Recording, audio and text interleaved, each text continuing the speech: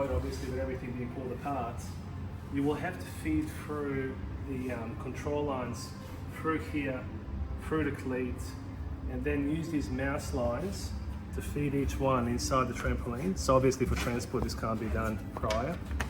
So just connect the end of that to the mouse line and then feed it through here, and then it'll connect onto the take-up, which is in this case of this rope, it's this white line that I've also moused with this pulley.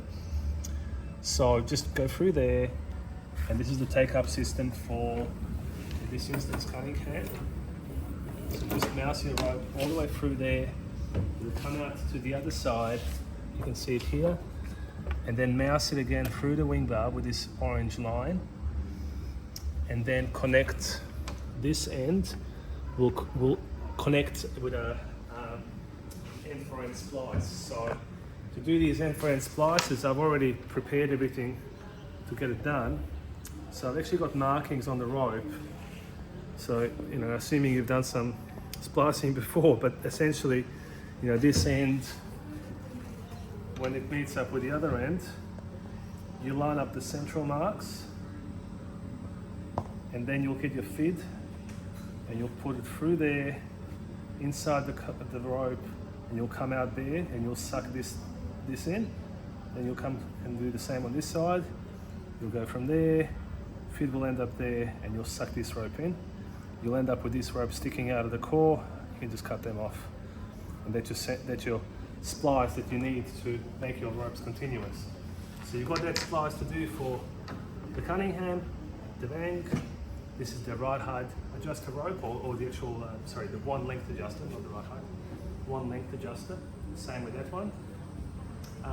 This one is pretty straightforward. This is your shock cord for the bell crank, which is here.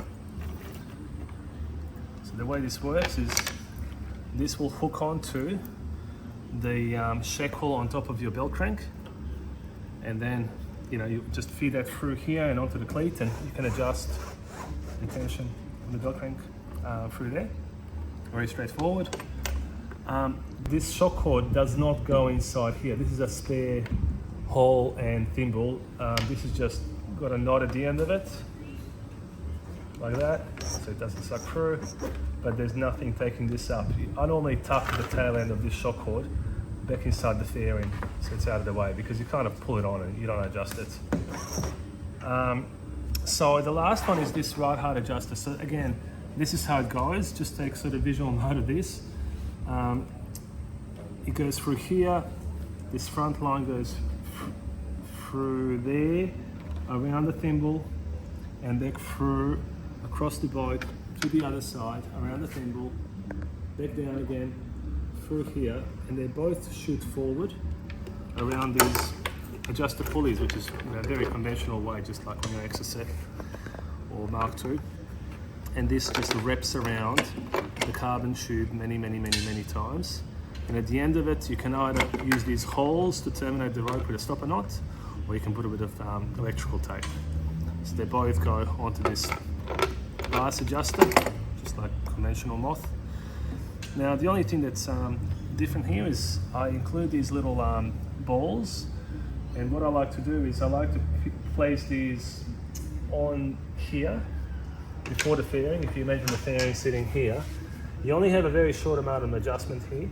That's intentional, because when your boat is set up perfectly, you don't actually need to adjust the right height. It's something I never adjust in my boat.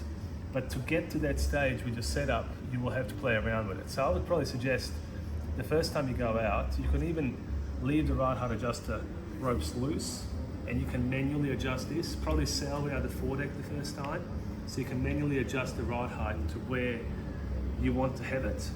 Once you're in your sweet spot, then I would connect the ropes, put these little baubles on, which just help you pull it a little bit easier because it's a slippery rope, and also you can put a mark or two on your trampoline when you get full revolution of your right height adjuster. That's why you've got some settings. But yeah, I find that I never have to adjust this.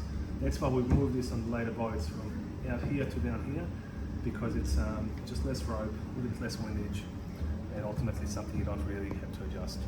The bowsprit, you know, this is a dummy bowsprit for the purpose of rigging the boat, but your bowsprit will plug in 2 bolts going to here to hold it, and then poke the tube through here and the exit hole as well. That's your control tube. It'll all come assembled, so just poke it through there, and then wind this onto the thread that's poking out, and then wind this, you know, wind this all the way in as far as it goes, and put you know, just a blob of red Loctite, and let that set for 24 hours before you use the boat. That'll make sure that when you wind your rod height adjuster, only this part winds and not this as well. So this needs to be essentially temporarily glued so that this bit cannot wind on the thread. But I would only put $1 because when you want to pull it apart one day, if you've got too much glue, it can be really difficult to actually get it to release. You need to use a bit of heat, and it's not an easy job in that sense. So I only put one little dollop. That'll be plenty to stop it rotating, but you can then pull it off easily later. So that's pretty much the setup here. As I explained in the last video, all this is set to length, your Van and the Cunningham. I would suggest you get a Cunningham boat breaker, because these can be difficult to get onto the bottom of the sail. I've made these intentionally very short, so they only just reach the sail, because if they're long so you can reach easily, you run out of adjustment here to pull maximum Van, Cunningham rather. By leaving them long, that's what happens. By leaving them short, taking them shorter, you get more range in your sail, but it's difficult to hook them on. So definitely get some, you know, 2-to-1 purchase with a cleat or something like that you can put down to the base here. Crank that on before you attach these pulleys. It'll make your life a lot easier to preload the Cunningham. So that's basically the gist of the boat. I think I've gone through everything. You know, the trolley attachment is straightforward. There's just a ball with a shock cord that feeds through there. That's all you need really to hold the back of the boat down.